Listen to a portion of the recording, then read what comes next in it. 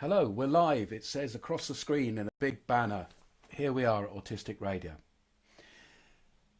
Thank you for listening, and thank you for those listeners who get more involved. I had the pleasure, as I do every Sunday, of joining the drop-in, the 444 group. At that group, we had 3 different voices come and join us, and they talked about their own experience. They talked about things that they were doing to advance the positivity around autism, and also they offered voices to us. So today we have somebody joining us who is a broadcaster and a podcaster and a musician. That'll be Vince, and I'm sure he will plug his creative channels. But we'll just tell Vince right now, Mr. American, we're going to be editing this after this. So we have control of the mic. How are you feeling, Vince? Are you happy to be here with us Limeys? I wish I lived in Scotland. Are you kidding me? I hate it here. I'm good, and I appreciate the kind warning. I will try to stay within autistic perimeters, though I tend to float all over the place. My name is Vince. I'm the host of the Bards and Brews podcast, the founder of the Clan of Riley, which is a communal outreach that has kind of pivoted to, I guess, involving autistic people, because as it says on the screen in front of me, can we talk about how important community is for autistic and otherwise neurodivergent people? Yes. Goodness gracious me. This is what I have been doing with Bards and Brews, with Clan of Riley, and with the Dystopian Noise Factory. This is what it looks like when autistic people build something. It becomes big. It almost becomes too big to just contain. So thank you for having me. I think I gave everybody the impression that we've got a big personality, and he's very welcome here. Straight over now. Please take away the mic. Let's have our homegrown personality. Harry, please take us into the realms of your curated Facebook page. Good evening. Thank you, Jules. Hello, everyone. This is Harry's Facebook for Sunday, the 17th of August, 2025. And this is where we go through the most recent posts shared on the Autistic Radio Facebook page and the topics that are on them. So the first post is from Autistic Support Community. The first post is from Autism Support Community, who's a blogger. Late diagnosed autistic, ADHD, 2 sons, writer, blogger, public talks, autism, mental health, bullying. And it's a person called Brian. And what he shared is the following that is credited to Structured Success, which is ADHD coaching and academic things. And what it says: can we talk about how important community is for autistic and otherwise neurodivergent people? Seriously, having a community and friendships with people of similar neurodivergent experiences is so important to quality of life and living in a comfortable, authentic, and purposeful way. What's people's thoughts on that post?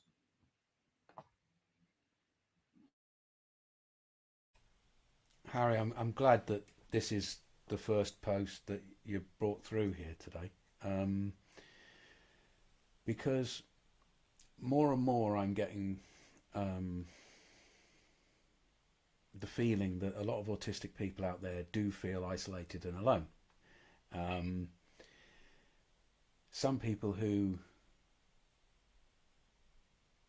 were in a situation where they had become more isolated as they had grown older have realised that part of that might be down to this thing called autism that they didn't really know about.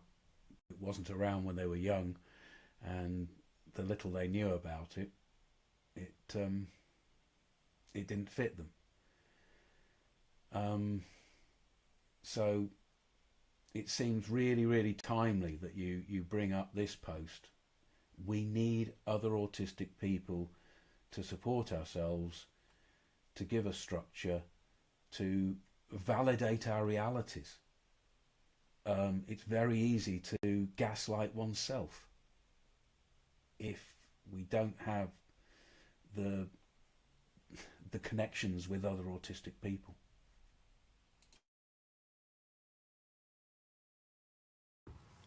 I think since my diagnosis 2 years ago, any kind of interaction with the community has been helpful.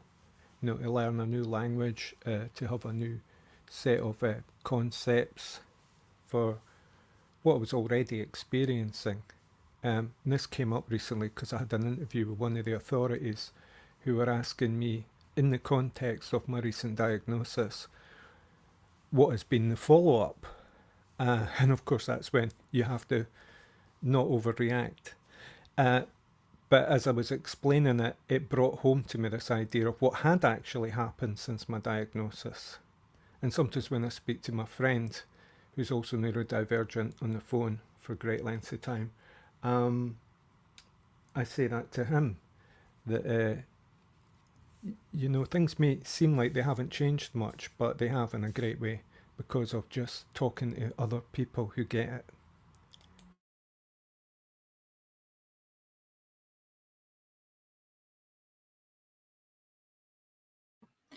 Yeah, community is important. And it feels so prevalent actually today. Although that wasn't the reason I shared it. I shared it because I seen it and I thought that's a good positive thing to start with. But it does kind of resonate with me. Because today I wasn't feeling great. I was feeling quite alone, even though I was actually out and I was, with some people today. This was one of those moods that I end up with because of the way I live and because I live alone and because I'm always on the go in terms of thinking and planning ahead. And it sometimes becomes a big weight on yourself, especially if there's a lot to think about. So to know that I was coming to a community today and talk about different topics that's relatable and to relatable people, it just feels so nice and comfortable and a safe space to do so. And looking at the post itself again, it is important. I mean, community, I think, is important for everyone. The word isolation is very, it's very brutal in how it describes how a lot of people are feeling. And there's so many people that are isolated that they feel that they need the connection, and for whatever reason, the connection's not there. So when you actually get that connection, it's so blissful. It's such a release. And because of the day I had today, even though it wasn't stressful or anything, it was just one of the way the moods kind of went. It's kind of timed in well with how I'm feeling now, better than I was earlier on. And being part of the community I'm here just now is the autistic community, is part of that. I kind of feel like this disproportionately affects males over females. Especially as a minister, the loneliest men in American culture are the Christian male. There's no connection in general. Our community with males in particular flounders to begin with. And when it comes to something like this, I found, and this is, I'm not sure how this translates, but what I think is that the things that get men together are cars and food and alcohol. And I'm not sure how that translates to the autistic mindset, but I believe that. So what I started doing with Clan of Riley is I just want people to feel loved and accepted. That's my primary goal. when they go to that page, it's about having a resource that will at least say you're not alone. And as we gain momentum, say, no, we're going to fix that, and eventually become something where, look, you don't want somebody like that organization, Clan of Riley, involved, because if they find out that we're doing this, then there's going to be legal ramifications. That's my dream.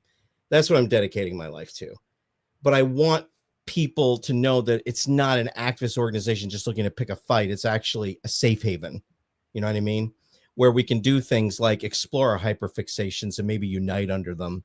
You know, maybe somebody's into camping and another person's into building an outdoor drive-in movie theater because they know how. Whatever that oddity is, it can all come together. And that's kind of my vision, I guess. Can I just briefly add that often you'll see, or I've seen, a heightened expectation in certain people when they connect with communities online, and an almost palpable sense of disappointment sometimes when that connection becomes invalidated or doesn't seem to be operating correctly for them, or doesn't come up to expectations. So relationship is a two-way process. It's a very dynamic thing. It's not all about receiving. It's giving too. So these are all very difficult subjects to encounter when one's been kind of remote or detached from them for quite a while. Yeah, I just thought I'd chip that in. I think that's an important thing there, Ray.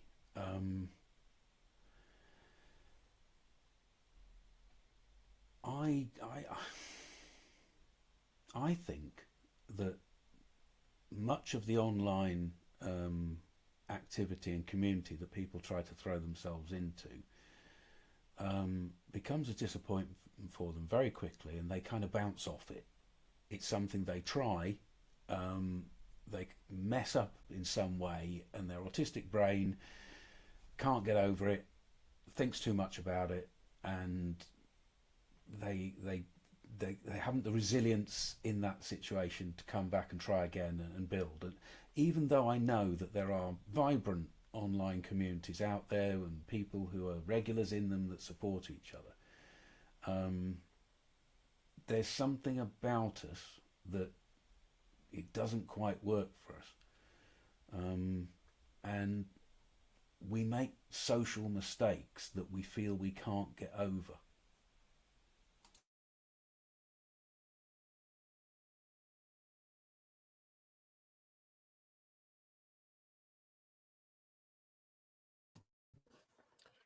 I went to a social group 7 years ago. First time I turned up, someone was doing a presentation about volunteering.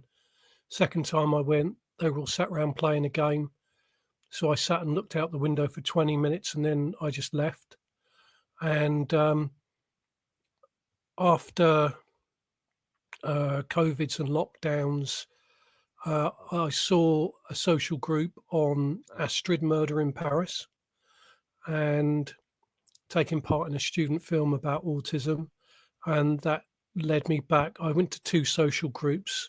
They're supposed to be every other week, but both of them happened this week. But I do go to the social groups, but I'm more interested in hearing what other people have to say rather than sit there and play games or do any of the other activities.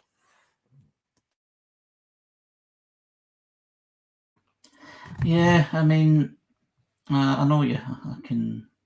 I've been in a few groups myself, all kinds of different groups, social groups. It depends on the company.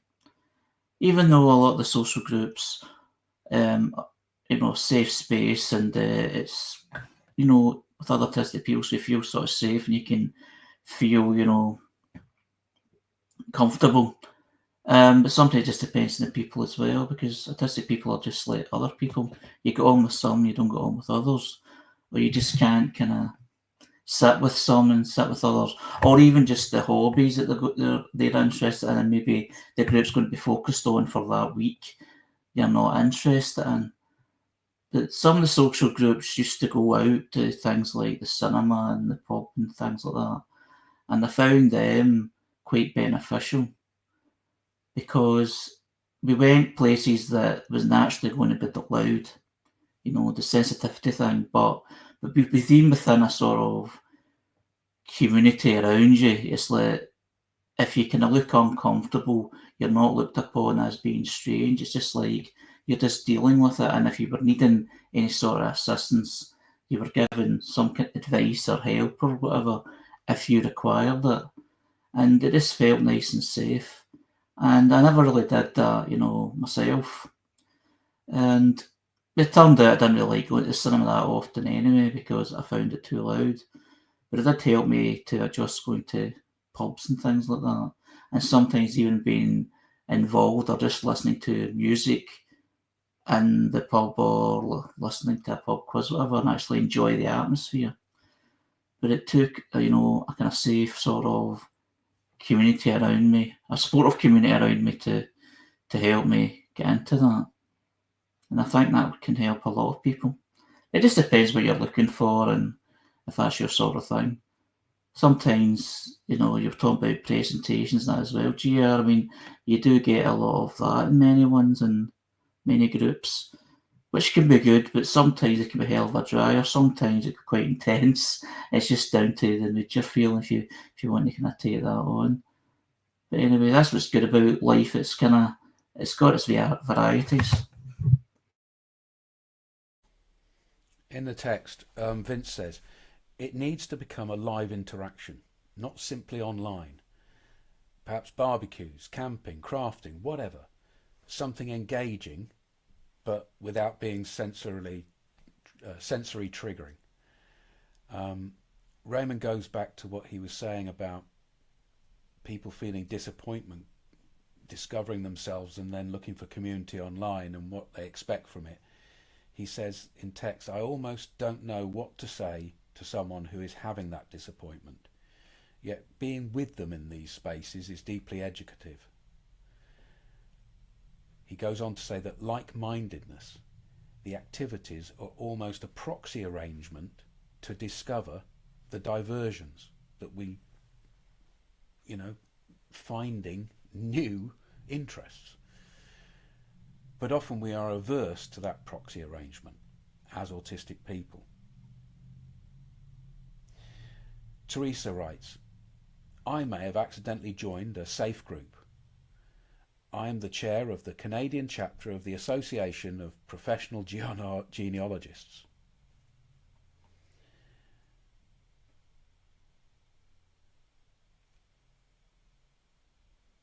Raymond says that genealogists are usually chill, and I'll try and understand that text before I read it out.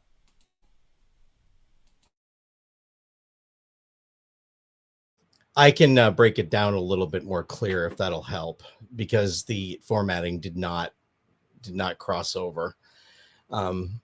So why they burn out is hyper focus. Everyone dives deep when we get together in groups. I work with 2 autistic people, and every weekend that I work with these 2 guys, it's like this. We come up with these great ideas, and by the end of the night, we've figured out how they're going to ultimately fail. We start with 8 hours under our belt and a great idea, and then realize that it's all for naught. It's kind of funny, but also not. So everyone diving deep doesn't really, the energy just collapses. If the group's why isn't modular and mythic enough, it becomes a hobby, not a movement. So it's unclear what the purpose is. And we're, we want to know the whys. Emotional overload. It just becomes a sensory thing for people that don't like crowds. We have to solve the crowd issue. Anyway, that's a basic assessment. You can read the rest for yourself.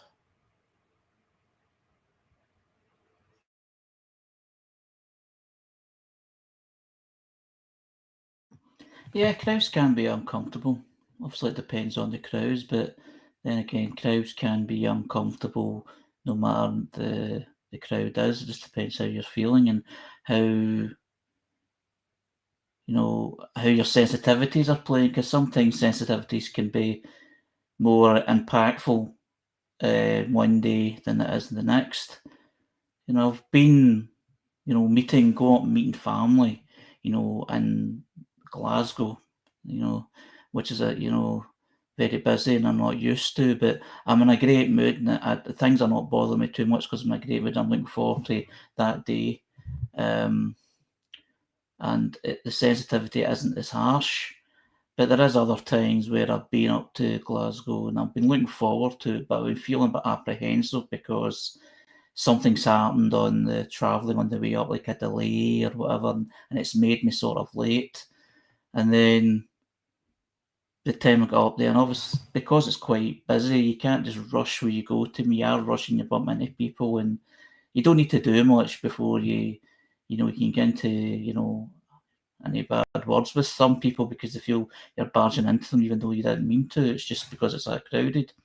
And then the sensitivities all hit you all at once, and all the noise, all the people, all the all the kind of stimuli. So, but when it comes to crowds, it seems from my perspective that being within a lot of people is better doing it online with a lot of people because there's mechanisms you can step away and then come back, and it's more easier to deal with than actually being in an actual room or an environment with a crowd of people. I'm just in the living room right now. I mean, I'm sitting here with the same amount of people that I would be if everybody was sitting in each seat in my living room, and I'd feel far more comfortable speak to yourselves virtually. And because the cameras are off as well, it's just voices, it makes it easier. So there is ways of kind of, for me anyway, and maybe many others, everybody's different, that the crowd thing can be kind of managed depending on the medium.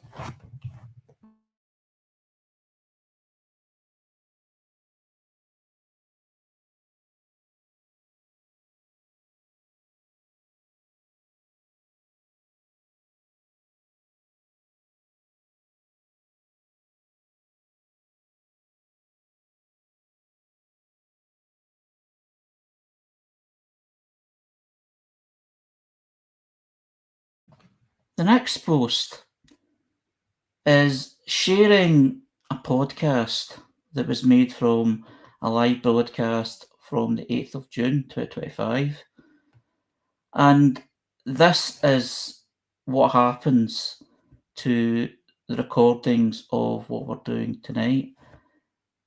We talk about, obviously, the things, like all the posts that we're going to be talking about, and it gets kind of cut down to like 50 minutes. Sometimes it's cut to like 30 minutes. It just depends on the conversation and how many topics we get through and how much we digress a little bit, because sometimes you do a lot of digression, but you don't want to kind of nitpick too much of a good conversation as long as we get some things done. So this post is just demonstrating.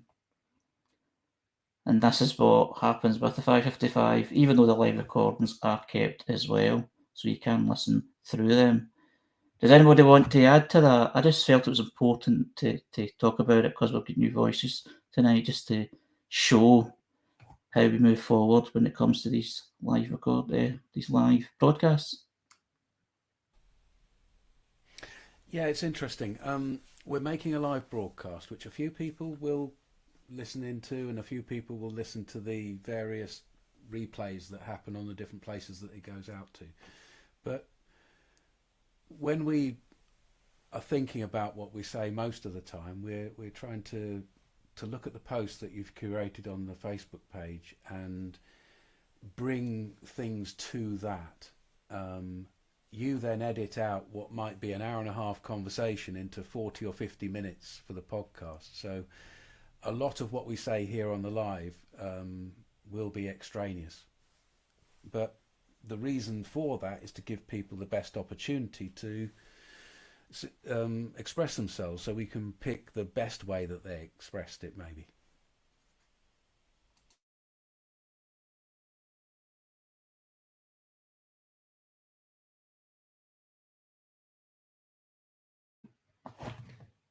Thanks, Vince.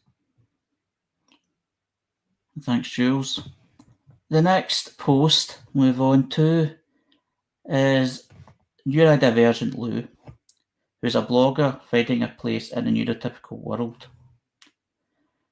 A new Divergent Lou always shares general presentations about topics, so I'll read through the one that they've shared this week. And it's called, As an Autistic Person, the repeated experience of subtle negative social interactions can be incredibly distressing. As an autistic person, communicating differently to the majority of the world who are not autistic can lead to repeated negative social experiences. Sometimes, what might look to others as subtle negative experiences can be incredibly difficult or distressing for autistic people. Specifically, choosing words that you use, but still people reading into what you said with something that isn't there. Watching other people doing the typical things of people your age, for example, parties, group trips, etc., whilst being alone. When you say something in a group conversation but no one acknowledges or says anything back, then someone else says a similar thing and everyone responds. Being taken advantage of by other people in a friendship but not realising it. Being told that it is not too loud or not too overstimulated when the environment is painfully overstimulating. It being assumed that you don't care about, love the other person because you show it differently. For example, sharing a relatable story to show that you care may be misinterpreted as selfishness. Other people being embarrassed to be friends with you, not wanting to introduce you to their friends due to this. When you're in a group of people and you feel everyone glance at each other whenever you say anything. Quite intense, that one. What's people's thoughts? Do they identify with that?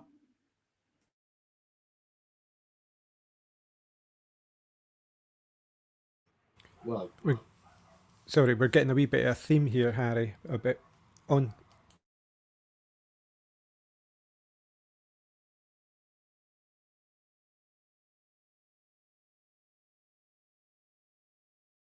I didn't mean to step on you, Jules, if you want to go ahead.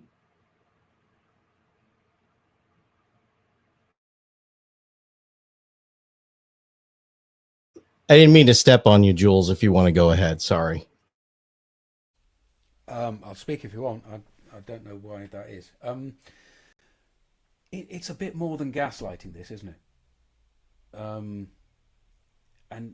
the operative word for me in this is the repetition, because these are the slights, these are the tiny things that are constant drips. This is what we find in the workplace. This is what we find in the schoolyard. These negativities accumulate, and then we start doing them to ourselves. We start having negative thoughts like, "Oh, I'm so stupid. Oh, I should have done this, and I'm clumsy." These kind of things. So I think it really is important that we take these very tiny things and give them an importance.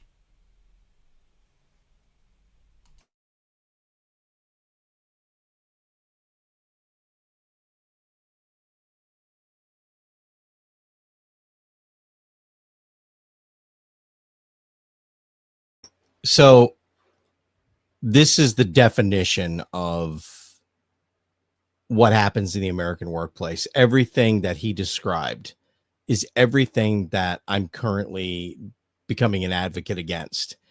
I consider it gaslighting, but it's worse. You're right. It's worse than gaslighting. It's tormenting type of, you know what I mean? Like it's more torment. And it comes from a place of ignorance. And I'll bounce this back to you here in a second, but I just want to I want to ask, because I honestly don't know how it is over in the United Kingdom. Over here, I told my dad that I had autism, and he looked at me like I was crazy. A couple weeks later, I came back with Asperger's instead. And his response was, "Oh, yeah, you know what? I can absolutely see that you have that." The term was flipped on us at some point, not by us, because you don't just change something for people that hate change, which shows that the people that did it didn't understand. But I feel like it set things back in America by about 30 years. I'm just wondering if you think that this somehow leads into all this. The term Asperger's is out of date, and a lot of us don't like to use it because of the connotations.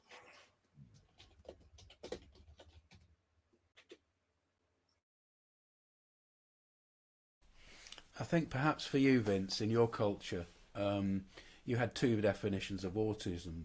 Autism, basically, you had the high needs version, where people were considered to be subnormal, let's say it, or you had the Asperger's group, which were more accepted socially because they had superpower special skills, blah blah blah. You know, that's the polarization that we see from the outside. We had that to some extent, and we're very influenced by America. The language has changed a bit. People tend not to use Asperger's and Aspies, though some people are affectionate about it because it's something they've always used. Some people like to differentiate themselves from the rest of the autistic community by saying, "Oh, I'm not that kind of autistic." They've got used to trying to get by in society by saying that they're Asperger's, and so they get, you know, some credit from it. The political switching, I don't understand. I just want there to be a positive future forward by making positive strides forward.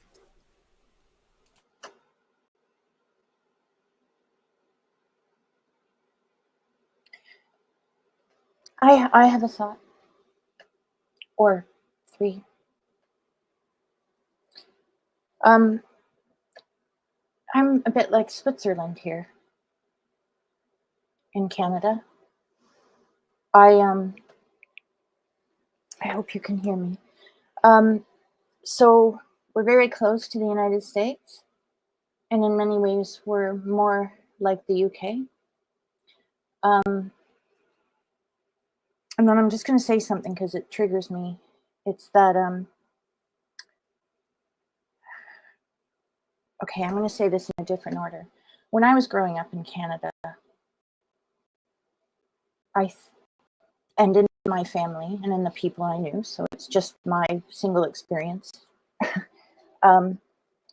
there were people in the world who I met in my family and in the world who recognized me, even though they didn't know what they were recognizing and I didn't know what there was in me to recognize. So I can remember lots of things, like my grandmother saying when I didn't do well in swimming lessons because we had to hold hands and play Ring Around the Rosie and go under the water. And she was just, yeah, you know, totally, yeah, that's an incredibly normal response to that situation. And then other people being like all of these bullet points in this post. And then noticing over the course of my life that it would happen less often or more often. But I think the things like the terms like gaslighting, I didn't know what that meant until about a year ago. I don't know if people even use that word until then. But here's the thing that is triggering for me and is a lot like this post. It was a person, an adult bully, who said to me in an incredibly unkind way, a person I needed to deal with in business, that I didn't fit in and that I should be tested. Do you know what I mean? I'm a bit confused because I'm overwhelmed. They used it as an insult. Well, I didn't even know. Yeah, but I didn't know I had it. And so that's the weird thing.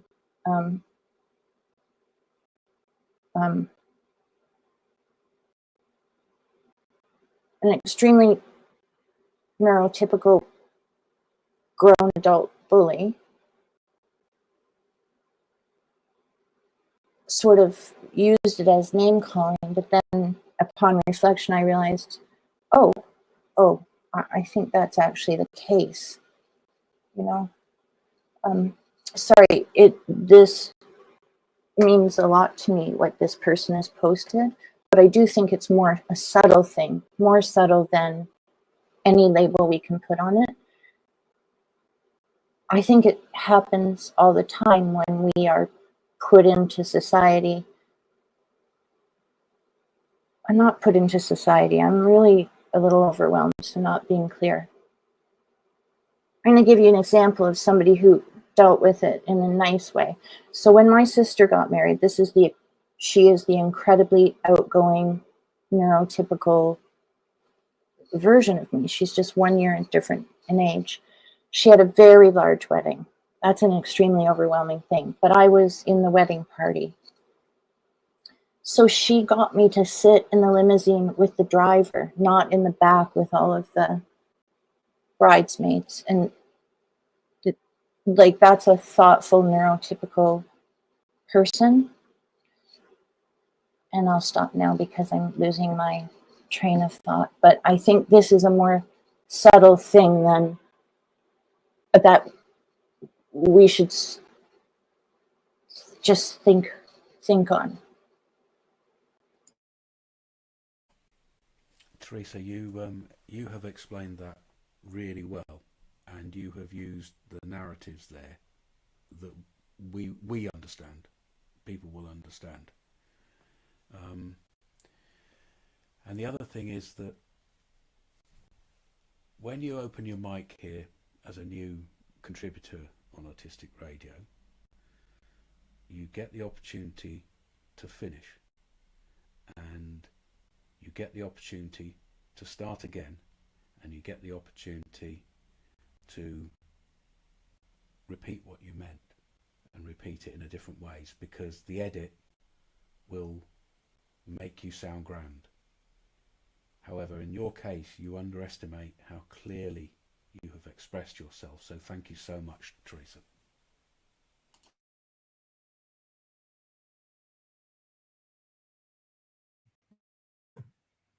There's a comment just come in from text on Facebook, April Musinger, who says that some people act interested in you until you say something, or someone thinks it's inconvenient to be your friend. And I can relate to that, absolutely. It's like, I can remember actually, just relating to that. It's like a young boy would have a friend, and then they'd meet a new friend, and then they'd introduce it to me. And for some reason, I came across, as soon as I said something a bit odd, we're talking about, children here. So the person didn't really like me or thought I was strange. And at the time, I just couldn't get over what I was doing wrong. I was diagnosed quite early in comparison to a lot of people. It was 17. This is well before that. So there's kind of lack of understanding and always feeling and thinking and be feeling treated as being different. And social settings, even in young age, kind of remind me of that. It's like, try not to talk too much. You might say something stupid. But if you don't hardly say anything, they think you're strange anyway. It's like, why aren't you talking? So you felt you're in a no-win situation, that sort of scenario. So I totally get that.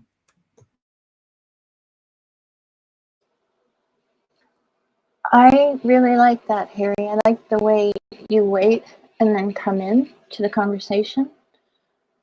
I think that really resonates with me. And I was incredibly lucky because if I got a friend, I knew that was what was going to happen. So in a way, with nobody speaking about it overtly because we were children, I would give that friend to my sister. So then I, in parallel, could be their friend. She did all the friend work, and I did nothing because I didn't really like speaking. There was something about the two of us that we liked each other, these child friends and me, but they ended up being my sister's friends.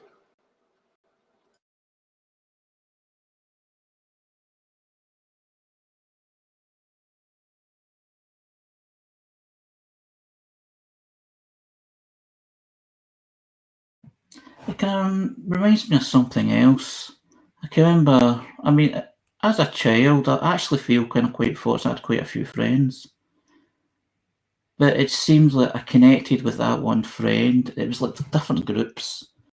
You know, the friends were never like friends with each other. It was just like, you know, they were sometimes quite different from each other. But any time that friend would make a friend with someone else, I was finding it really difficult to you know, as I just said, you know, I was frightened to speak in case I said something wrong, and you weren't sure about what something wrong actually is. But I do recall that I was in my friend's house, and there was two people, and it was actually two new friends that came in, and they were sitting in the living room. But I thought, I have to sit outside in the hall. I can't sit in that room. I just don't feel comfortable. Although eventually I was sort of encouraged to come in, saying, then they're going like, what's wrong with you and all that. Then what I basically said at the time, I'm shy. But it wasn't shyness, it was just like, it felt hard to bond and to start a conversation.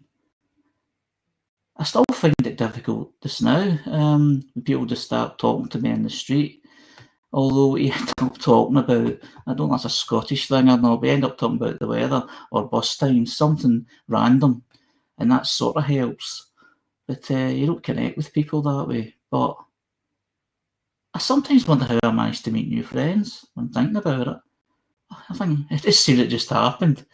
But when I do think about when making new friends, it's a hard thing to actually put, you know, to step forward with and actually do it. It's just the socialising thing, the communication thing, especially if it's someone new or sort of new. It just sort of, I don't know.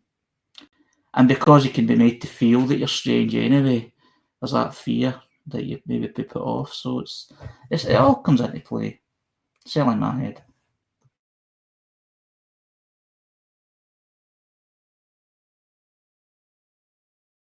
When I said it made me, it's more of an encouragement. It's like, what are you doing sitting out there? Come on, sit with us in a gentle way. And I'd feel kind of silly doing what I did in the first place. So it was nice enough. It's just thinking back on it is more the embarrassment rather than at the time. What I meant by that, Harry, was reflecting on what you were saying, was that often we try to make friends, but sometimes people make us their friends. So when you're trying to think back at how you became a friend of someone, it may have been that they chose you rather than you choosing them specifically. Do you see what I mean? Yes, what may have that's what's probably happened actually.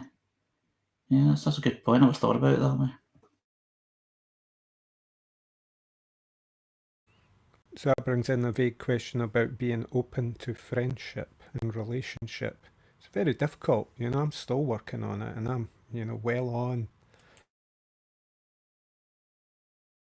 That's because there's so many ways that you feel you can be tripped up, especially when you're kind of older and more wiser. It's like you're aware of the pitfalls, or you think you're aware of the pitfalls because you've experienced some, and you think it may happen again. You don't want to go through what basically is feeling humiliated. And you know, when you feel humiliated, you know, it's not just like if you make a mistake or have a sort of bad experience, even it might be minor to other people. It's not something you get over quickly. I mean, there's things that mistakes or falling outs or awkward situations that I still remember many, many years after. You know, even though I wouldn't say it was too damaging, but it still affects in terms of how I think and how trusting I try to be within myself to try and connect with new people. And unfortunately, most folk are doing that, falling out online now. There seems to be a kind of detachment there that makes it more possible.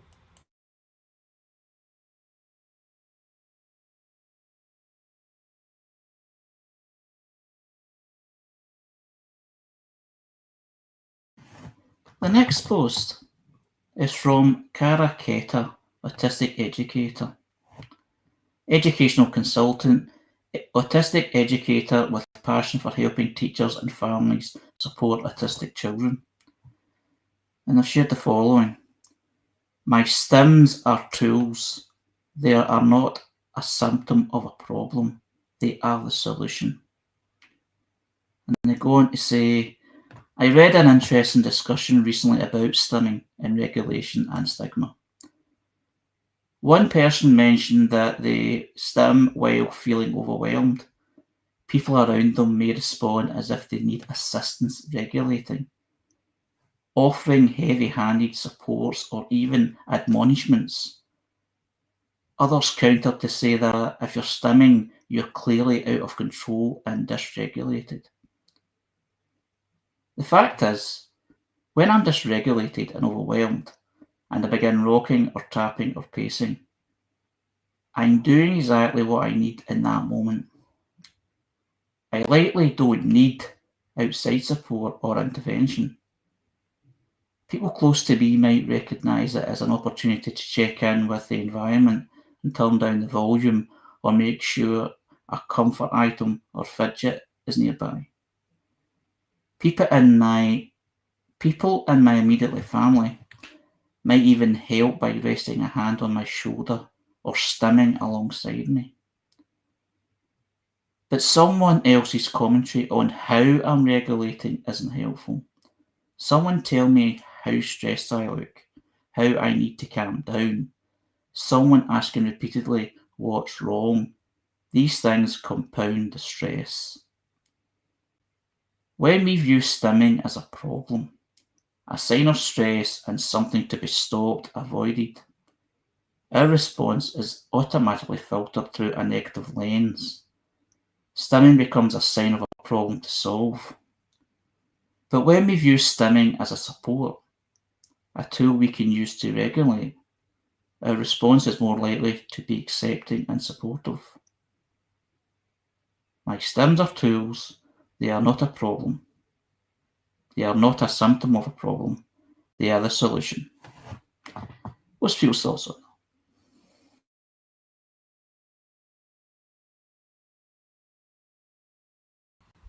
that? I'm thinking here about whether one's stim is a positive or negative physical thing. You know, there may be stims that you are actively doing that aren't necessarily good for you. You know, I've got one which is like I'll pick at calluses on my fingers, and if I do that often enough, I can end up with really quite sore hands. And I don't want to go down that road. So I look for diversionary kind of tactics of how to satisfy that need in another way. I mean, wearing white gloves initially, but then, you know, other things. So, stimming, yeah, I'll leave it at that. I had other things to say, but they've gone now.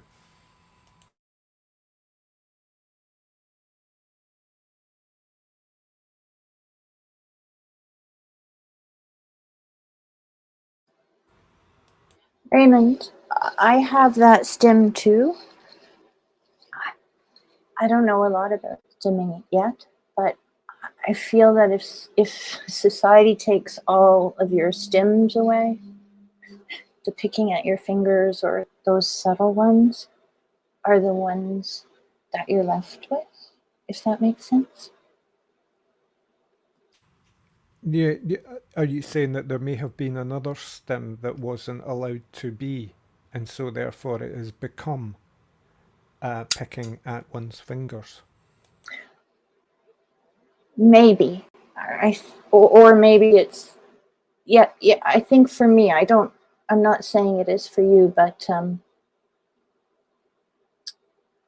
it's a very subtle stim, and in my case, I think that you know, and I think this is common, people would suggest that you don't do more overt stims. Like mine were twirling, like myself, twirling my whole self.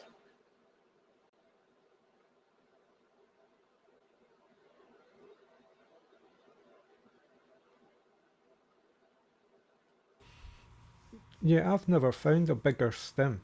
You know, there's none that I feel like doing, and I don't think I could adopt one. That would feel a wee bit fake for me. But I'm loving seeing the word fidget here again. It's a nice old-fashioned word. And how back in school, you know, you were always told to stop fidgeting, stop tapping that pencil or your fingers, you know, all those things that you were possibly doing at a very formative time to handle being in that environment of schooling, you know. So who knows? Maybe, but appreciate what you're saying there, yeah. It's good to know someone else has it too.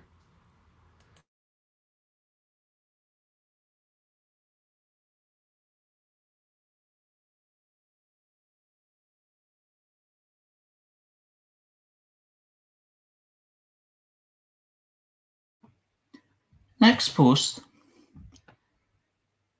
is from Panda.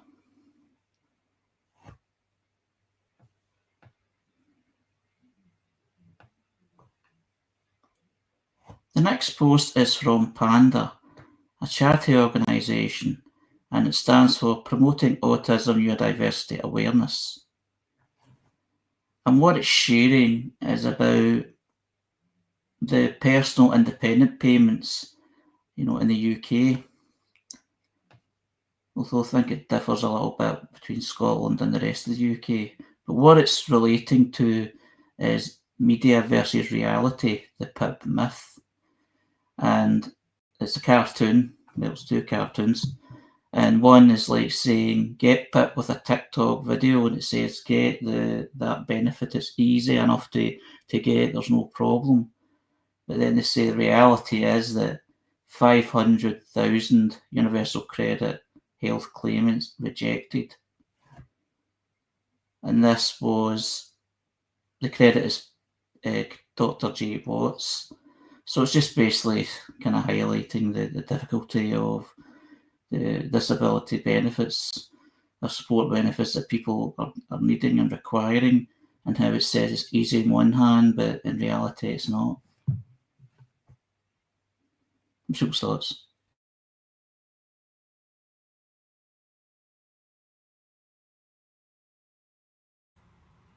I think this is flipping the script, as was mentioned earlier. You know, the media will present something in some way, or politicians will, and we're supposed to absorb it and believe it, when in reality that is very likely it's the opposite is true. And it reminds me of a phrase I saw this week regarding ownership of Scotland, and how we're conditioned to be afraid of people arriving illegally in our country with nothing, when we should really be aware of the people who arrive in our country with everything: lawyers, bank accounts, offshore dealings. They're the ones that basically own Scotland. So in this case here, this is quite a debate, because it can really pull the financial rug from under you. And for them to use this idea that, oh yeah, everybody's teaching each other online how to say the right things and tick the correct boxes in order to gain financial support. It's not that easy. I think I mentioned a couple of months back that there was a guy on TV in a documentary who just blew his whole interview because of the anxiety he was feeling having to participate in it. So he got no financial support, even after being told somewhat the correct things to do by advisors and consultants.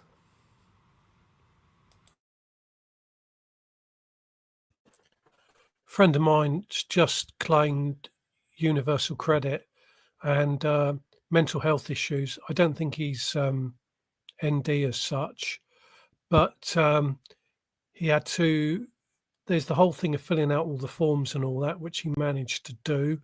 But then he had to go to the job centre for an interview, and he managed to cope with it. But there are some things that it's like what Raymond just said. The stress of it all. He was just literally just nodding his head so he could get out of there. And that person who interviewed him, he said, was actually very, very nice. And in my experience, 80% of the job centre staff are not very nice.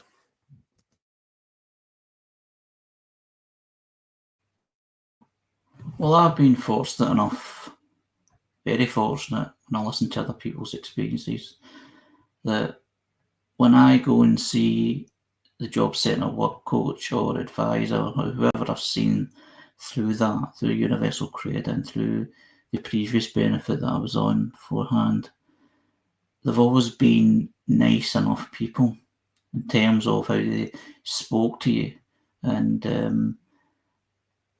always seem to try and keep you at ease. I mean, I'm hearing other stories that there's other people that are quite, authoritative and quite forceful, and I can imagine many autistic people will feel intimidated because we talk about overthinking, and obviously environment itself, you feel kind of intimidated. You can feel that if you look kind of intimidated, some of these people might even thrive on it. I know it doesn't sound nice, but it does happen. So it's nice to say that the ones that I've spoken to have been, very supportive and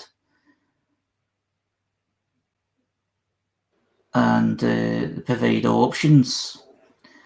There was one, the worst one I had, and they were still nice enough, but they said a silly thing. I can remember saying to them, I'm not good in phones. Because I was talking about my internship at the time, and the internship with the University of Stratikis admin. And I didn't go anywhere near the phones because I can't handle phones. The phone thing is an issue for me, and for many autistic people, just that sort of thing. I don't know why, it's just not comfortable. And then she said to me, would you work in a call centre? Now, I don't know anybody, even people who are really able to, who wants to work in a call centre. So why would I want to work in a call centre? And I didn't like saying no either. Somebody's a possible opportunity. I don't think they were actually offering me a job. They were just saying, would you take that scenario? Because that's probably where a lot of the work is based now. I just was so angry and frustrated by that. It's like, well, you're not listening to me 5 minutes ago. I'm not making excuses here. I'm giving you the most honest kind of explanation about my situation as possible. And then it was just maybe something they've got to tick off. I don't know, but it just felt very programmed.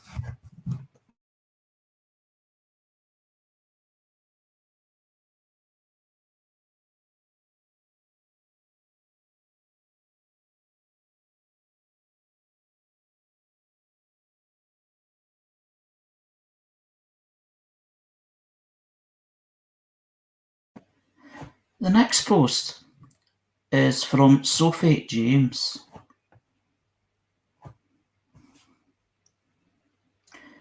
Where it's a personal blog, neurodivergent girl navigating life, one experience at a time.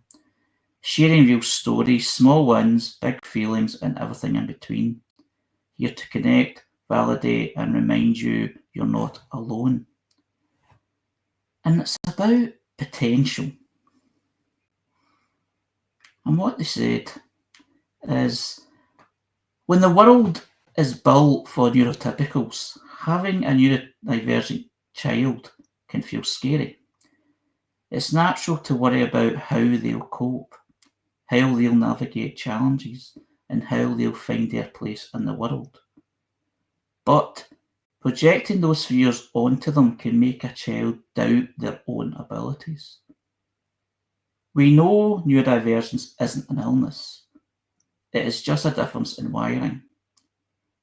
With encouragement, support, and the right reasonable adjustments, we can flourish. And flourishing might look like And flourishing might look a little different for every individual. Every small win is still a win. A successful sleepover, a smooth week at school. Things won't always go to plan, and placing labels on what we're unable and able to do can be off-putting. If possible and applicable, it's important to install trying again. Encourage your child with care and confidence. But it's also very vital to know when your child needs extra support and to be protected in unsafe or difficult situations. We can be vulnerable, and I feel very vulnerable myself. Talk to your children, how they feel about things, their thought processes when it comes to navigating your situations, and find a place where you can communicate openly and work together when you're needed. The world already gives neurodivergent people enough reasons to doubt themselves. When parents and guardians believe in us, lift us up and remind us of what is possible, it can change everything. What's people's thoughts?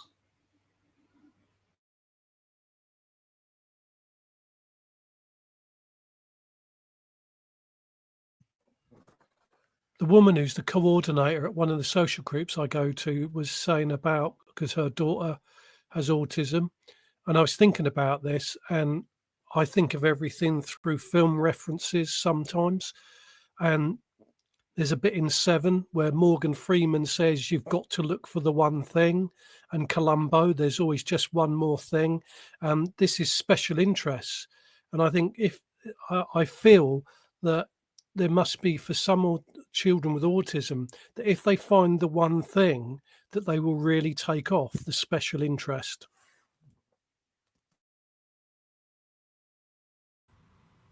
Yeah, I think I agree with you there, Gia, because I've been thinking a lot about how they drum that out of children. You know, it's not encouraged to explore anything diverse when you're young. It's all about getting you into the routine of what is normative and expected. The 3 R's, as we used to call it in education.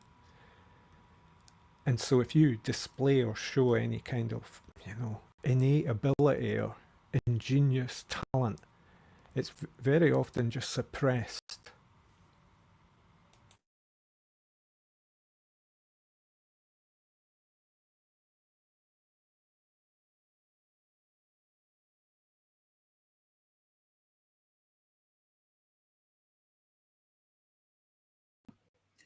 I think it's just, this is one person's experience, one woman's experience. I mean, Sophie James is a daughter of Jordan James, who's part of the Neurodivergent Experience. He's the artistic photographer also. And he does a lot of kind of promotion and self-lifting, inspirational sort of stuff like this, as well as being quite intense with other things as well relating to autism. And I can totally get what was Sophie saying. Not having children myself, but I can understand the need, or the need, but the suggestion, but the opportunity to try things a little different. Because when it comes to children in general, if a child acts in a certain way, it's not perceived as normal behaviour, they're punished. And sometimes it takes some time for parents or carers to understand what that behaviour is. Behaviour might be just the way that they behave, but they're not doing it with bad intent, or it might just be part of their personality. As a minefield, don't get me wrong, even talking about it in this way makes it, it's a lot more complicated than that. But it's just good to see those words of encouragement, because it's not being critical of anyone. It's just, providing ideas and inspirational thoughts, which I think a lot of people do need, just to show that there's options out there.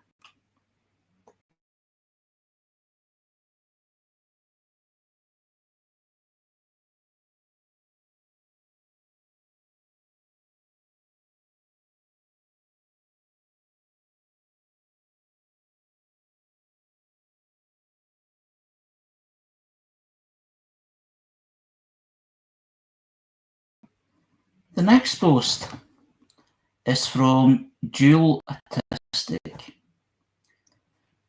who's a writer, an autistic mother and writer.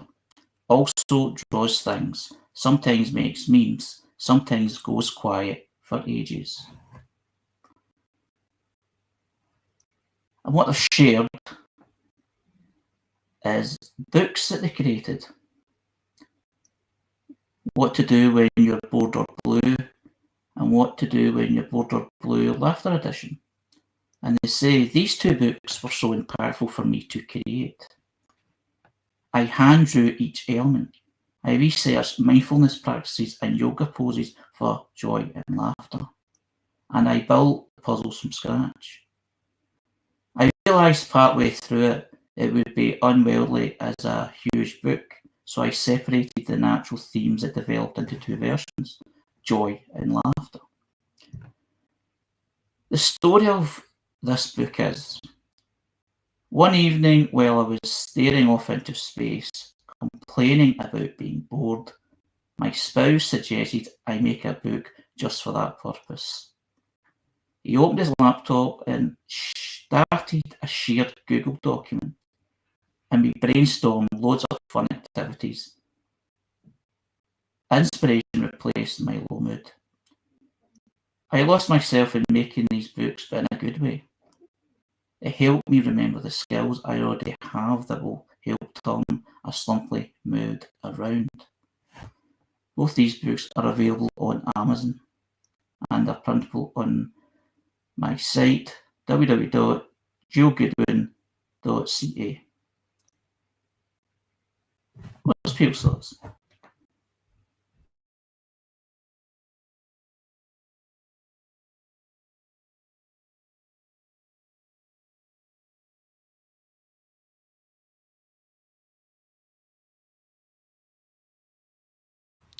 It sounds like a really good interactive evening in, inspiring each other to get creative.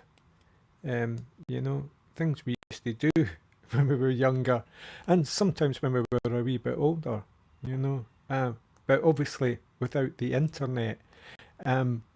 This one's done by using the computer, and technology's wonderfulness, Google Documents. So it's good to get a sort of physical object sometimes out there for your joys and your laughter.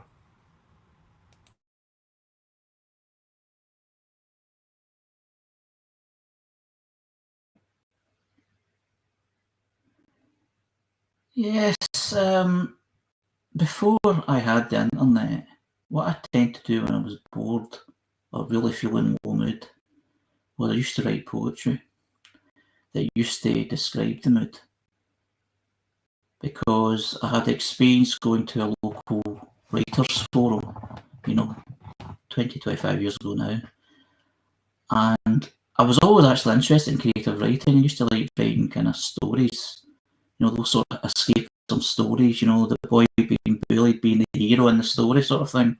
I used to quite enjoy that. But I found like writing stories was just too long, especially if you felt sort of kind of, sluggish, moody, depressed even. But through the Writers' Forum, I learned from a writer called Alistair Patterson, poet, who's published a few things from Ayrshire, Scotland. And the way he did poetry was very descriptive and very emotionally feeling. And I was inspired by that, I'm going to try that. Because in my head, a poem, if you did a poem, it had to have a rhythm in terms of rhyming. And if it didn't rhyme, it didn't make sense in my head. When I actually did the poetry and actually did the thing that was in my head and how I felt at the time, it made so much sense because there was a rhythm to the, what I was writing at the time. It didn't rhyme, but there was a rhythm to the flow of the words that was put down. And I remember doing that quite a few times. I even did projects and made up wee albums, based on different things. And if I didn't do that, I used to just write lists, just make up lists. I can't remember what kind of list I'm talking about, but I did things like that to to break off the boredom. And sometimes I even would kind of start a kind of project, involving writing. So I can, quite, I kind of, the process kind of stirred an idea or a memory even from that. And I can imagine that must happen to quite a lot of autistic people. It's just sometimes they need maybe the encouragement or even someone to even suggest it, and then they might even give it a go. And if they're up for it, it's something they can do for a long time. And for a lot of people, they even get their stuff published. It's kind of done a lot of good for them.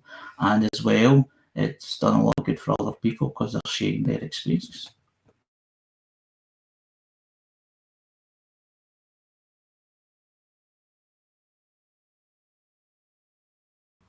I was responding in text there to what Harry was saying, that, I was wondering but when he was mentioning the rhythm of poetry, it was making me think of like the feel you get sometimes. Like you can get into the feel of something. It's almost musical.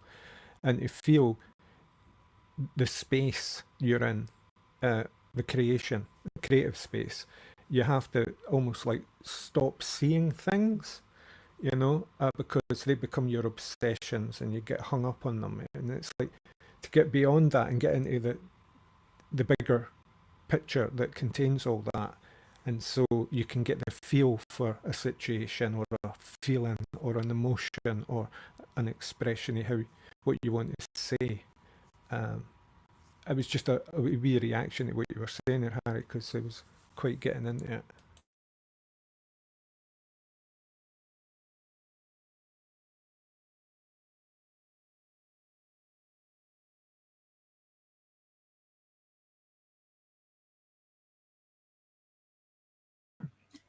The next post is from Lisa Marie Wooding, author. Fill your paper with the breathing of your heart. William Wordsworth is part of the description. And what they've shared is their own book called I Can't Talk, My Non-Verbal Life, based paperback on Amazon. And what the book is about, it's focusing on the strengths of people who are non-verbal. This book helps both children and grown-ups alike understand that despite not being able to talk, a non-verbal person can offer so much to the world. It's written and illustrated from the perspective of the child. This book can help with conversations with siblings and the wider family, and is a great resource for schools in understanding special education needs. So it kind of links up with the topics that was discussed before in terms of non-speaking autistics, and why it's misunderstood if someone doesn't speak and not regarded as competent, but they certainly are. What's Jules' thoughts? I think we need to leave the link in the program notes when we do the edit, Harry.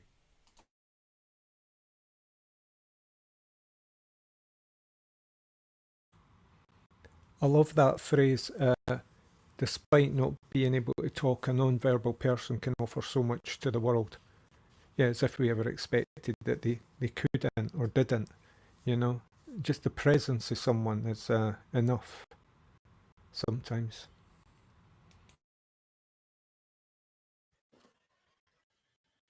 I think there's people look at non-verbal and they think there's some sort of mental deficiency there, but you just don't know what they're thinking. You just don't know what level they're thinking at. They could just be so far beyond us, so far more intelligent, and they just don't have that ability to communicate it.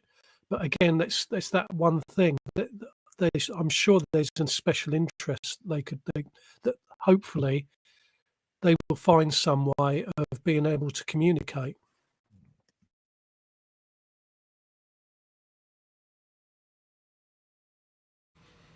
Yeah, people are always looking for indicators of what someone's thinking or what their thoughts are, and if they don't get them, they can get sort of suspicious or wary.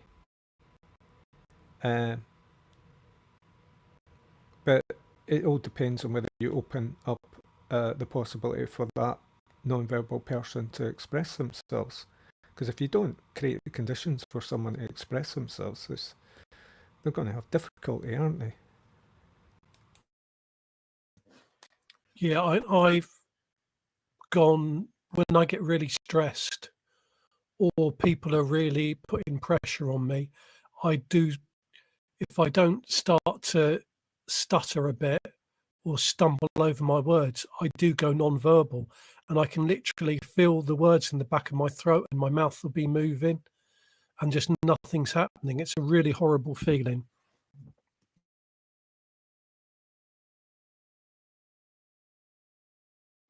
I think with communication, there's a demand for something to be communicated quickly. And conversation should be done quickly. Or communication in general should be done quickly. And if someone takes a little longer to do that, they're looked upon as an invalid, basically. It's strange rather than different. It's like if you don't speak, there's something wrong. And I think there's examples out there, correct me if I'm wrong, that there's people that they choose not to speak. They're comfortable in doing it in other ways, like text, etc. That's just the way they communicate, and the most comfortable method of communicating. And if you do it that way, it's looked upon as, you're not competent, because people see as being verbal, talking, as the normal way to communicate when you're side by side with someone, on the same room as someone, or what, not even just that, but it's looked upon as that's the way you should be doing it, and if you don't do it, there's something wrong. But then if you even if you do speak, and you take longer to speak for whatever reason, you're judged on how you talk. Sometimes you're judged on how you form your words.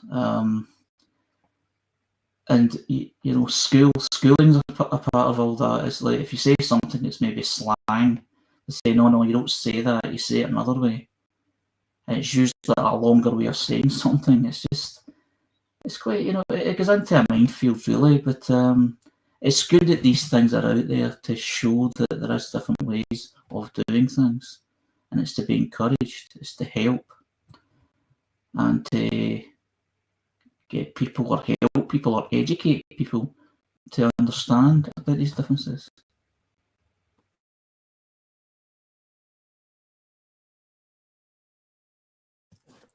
One of the shows Chris Packham did with Maury Bruce, the son of the DJ Ken Bruce, he's totally non-verbal, and he still managed to write the narration for the short film they made.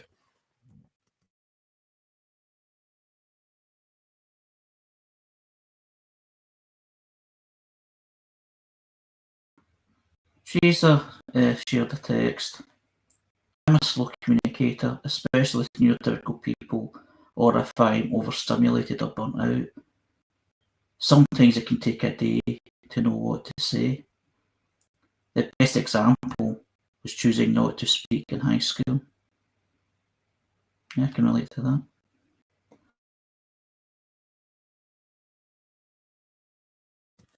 Yeah, I had that. I know I've shared this before. I went to school, I could read. First day they gave me a book. I read it in a couple of minutes. I went up to the teacher and I said, I've read this. So she made me stand up in front of the class and read the book out. And I stumbled on one word. And then she sent me back to my desk because I was obviously humiliated. And the lesson I learned that day is don't be better than anyone else. Don't try to be better than the rest.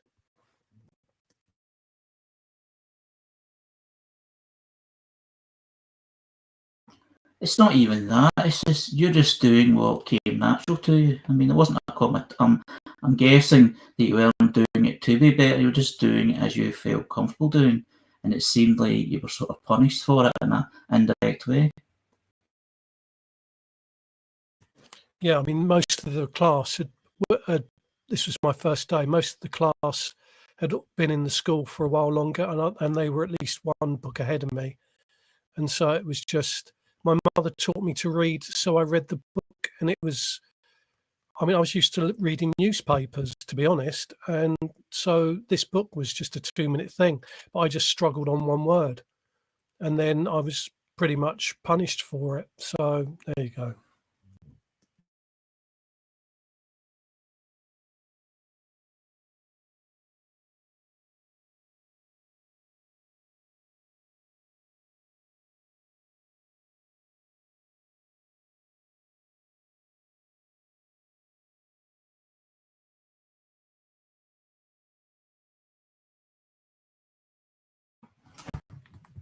The next post is from Rethink Ireland, who are a non-profit organisation. We support charities and social enterprises that are making a real difference in Ireland with cash grants as business supports. Their vision is to create an Ireland that is more equal, just and sustainable. What they shared about Thriving Autistic, who are a non-profit organisation designed for the autistic and otherwise neurodivergent community. And they say that Thriving Autistic is a pioneering organisation led by and for autistic adults, dedicated to advancing disability rights and empowering the autistic community. Their human rights-based approach underpins innovative support programmes that increases accessibility and inclusion. It's funded by the Disability Participation and Awareness Fund 2.08. 2.0b. The Discovery Programme empowered participants, helping them to understand their disability and increase their participation in society. Topics covered in the programme were designed to meet specific participant needs and cover practical issues such as relationships, the workplace, and education. And they provided all the information that discussed in links below.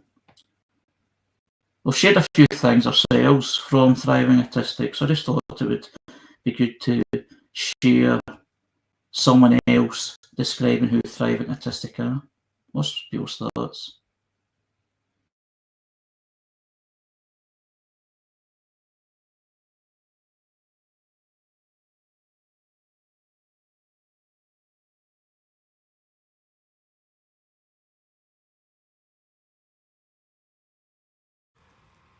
I'll just say that when I first got my diagnosis, I went through a bunch of different groups to try and connect with things, and one of them was Thriving Autistic, is it? I'm trying to remember the name. Is it? I'm on a different page. Is it Thriving Autistic? And like a lot of different groups, they were going through some kind of changes or something, and it just took them ages to get back in touch with me. And when they did, other things had happened to me, and I wasn't so keen on the idea, so it kind of fell through between me and this group. But they were one of my first choices when I initially decided to make approaches.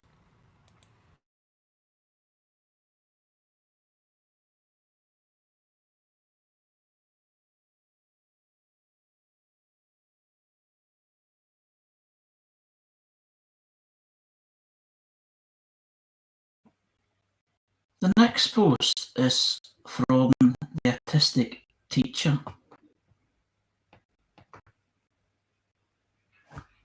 who's a public figure, autistic and proud, sharing insight and understanding to help the autistic community.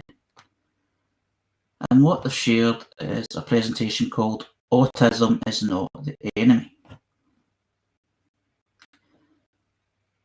Words have power. The language we use shapes perceptions. Phrases and words used such as epidemic or destruction can encourage stigma, making those who are autistic feel marginalised, unwanted, and misunderstood. We need to change the narrative so that autistic children and adults feel valued within our communities and be proud of themselves. Promoting inclusivity.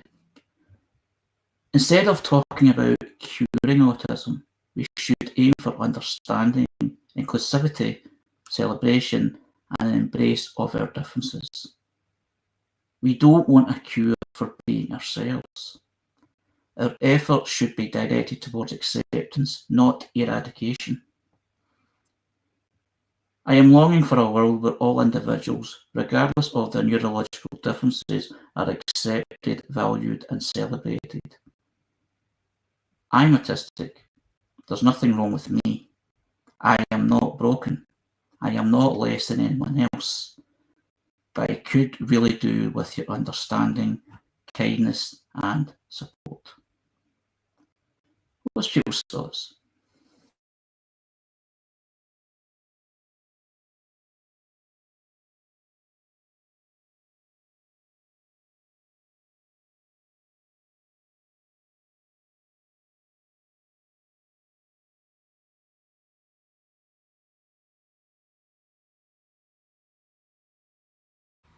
I like the themes that you've been bringing up tonight, Harry, with these posts. What's the phrase there? Changing the narrative. It's been pretty much a common thread through a lot of the posts, linking in with other things as well. So thanks for that. It's really good.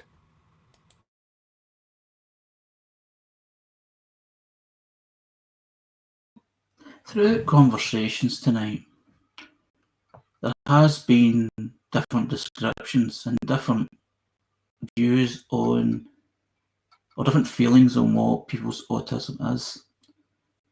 Many people feel like it's a disability that's disabling them, and they need to have it resolved or certainly remedied in some way, or even cured, depending on who you're talking to. Other people think it's a gift and a skill set, and it has a great advantage over the neurotypicals. And there's some confidence with that, and they know their strengths, and they're happy with that, and they feel quite content. And others feel it's just a difference. It's a major difference, it's not understood. So it makes existing in the society, which is looked upon as neurotypical, very difficult and challenging because of the way things are. And you're looked upon as the problem rather than just being another person.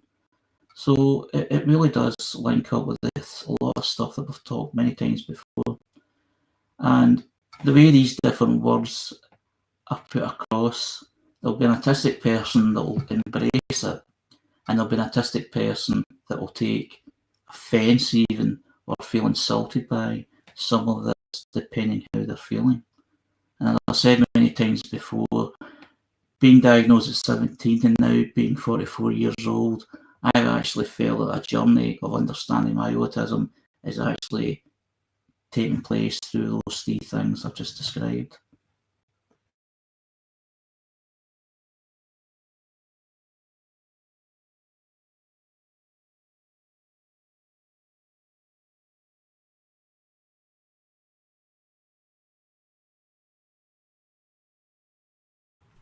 I'm just reflecting on whether there is an autistic rhythm.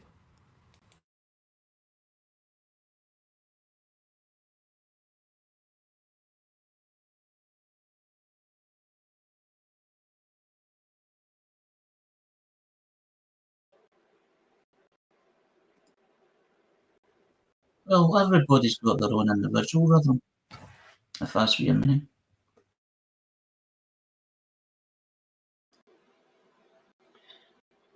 I might even add that autistic people might have a wider variety of rhythms, because I feel that we'd be more likely to have a unique rhythm. So perhaps experimental musicians, or maybe minimalist or experimental poets. Do you see what I mean? Oh, yes. I just ran up the stairs, by the way. Who just ran up the stairs? Wee Willie Me. Winky. I did.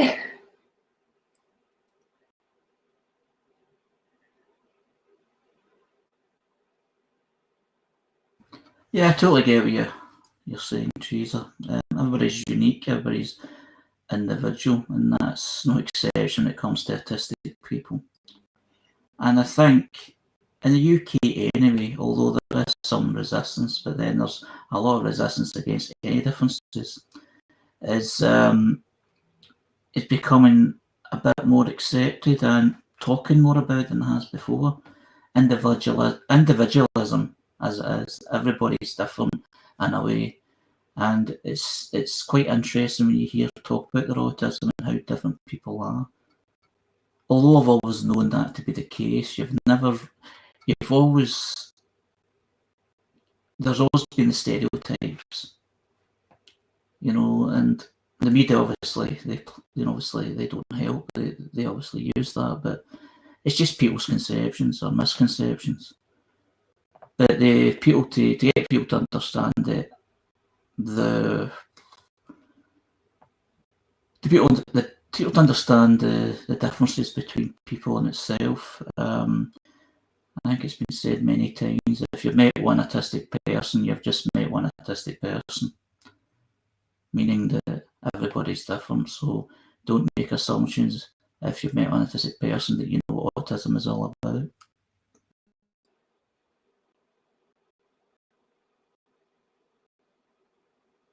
That's very helpful. I think today, too, we've had more than one international conversation, and my experience looking over to the United Kingdom is that in the time before we were all talking about and accepting differences, I think there might have been something about the culture, and I'm trying not to be stereotypical in any way, that created more space for, I don't know about other neurodivergent personalities, but it seems to me that there was more space for autistic people. Maybe they were seen as, probably especially the verbal autistic people, as being